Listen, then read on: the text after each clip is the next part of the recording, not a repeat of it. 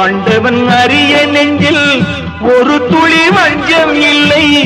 அவனன்று எனக்கு வேறு ஆறுதல் இல்லை. மனிதனம்மா மயங்குகிறேன், தவறுக்கு துணிந்த மனிதன் அழுவதில்லையே.